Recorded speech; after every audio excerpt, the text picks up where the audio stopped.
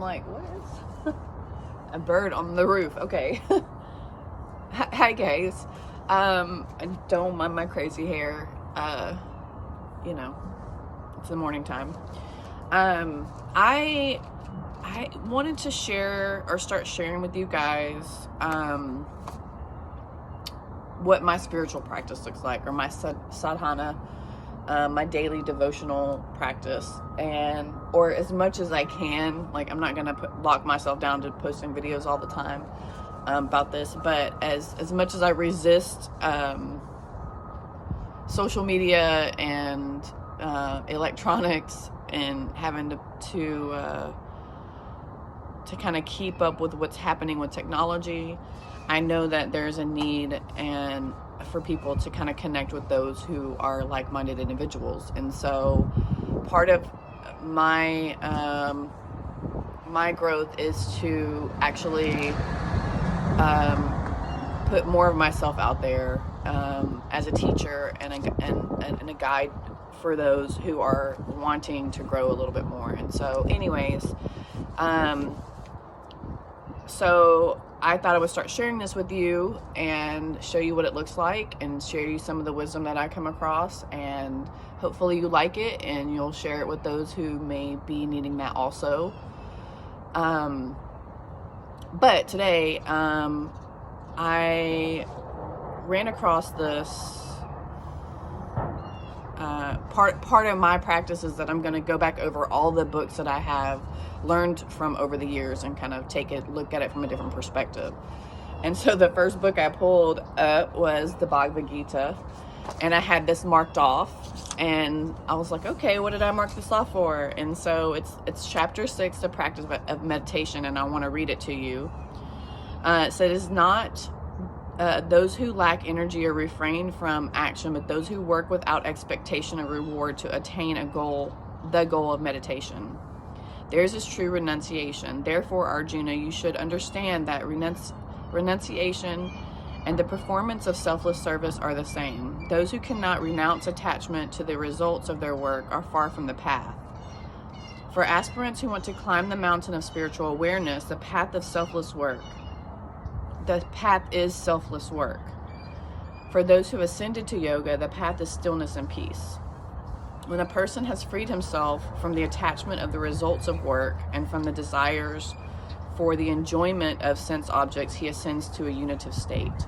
Reshape yourself through the power of your will. Never let yourself be degraded by self-will. The will is the only friend of the self, and the will is the only enemy of the self.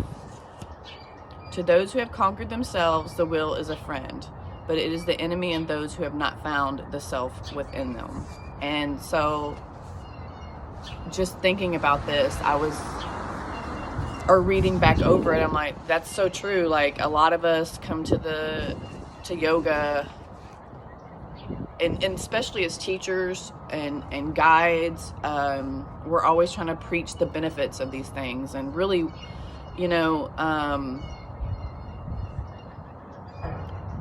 I think in life we all do that for a lot of reasons, and we're always seeking a reward for something, that instant gratification, or if I help you do this, you're gonna help me do this, and it's like this energy exchange. And I've even struggled with that a lot, like in a lot of things, just being a person who massages and has a business that has to pay bills and stuff like that. You struggle with money and stuff like that. But I guess if we're just speaking right now in the terms of meditation, really or yoga alone, self-realization, really, we're really just trying to become better humans and, kind of live our best lives. And I think actually I had a really good example last night. I've been doing a beer yoga class for a lot of months now over at the brewery here in town. And sometimes nobody shows up, and sometimes a lot of people show up, and sometimes surprise people show up, or people who haven't done a class before, never experienced yoga. And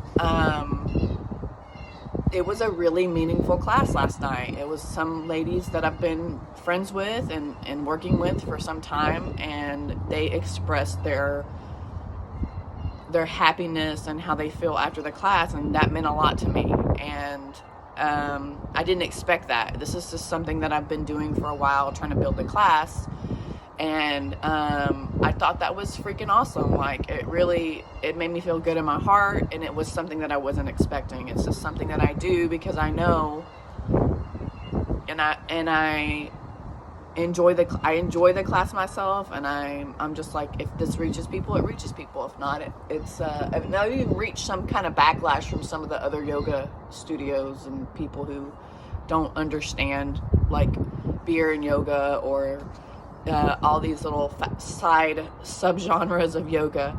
But to me, I'm like, if I can reach people, I can reach people, and that's what's important to me. So without expecting something in return, or at least knowing, or with the knowledge that I'm gonna like help people in that way, like that was special to me to hear that from somebody, if that makes sense. Anyways, if you could take this knowledge and just find something, you know, that you do that you enjoy, or help somebody without expecting something in return, or without the energy exchange, you know, I'm gonna do this for you. Just do something for somebody, smile at somebody, or do something for yourself and not feel guilty about it. I promise you, the joy that comes to your heart is much more precious than what you're going to be expecting from a reward of doing something for somebody. So anyways, that's my 2 cents for the day, and I hope you keep watching and supporting. There's a lot of things happening, and I'll keep you posted about that. Until next time, namaste.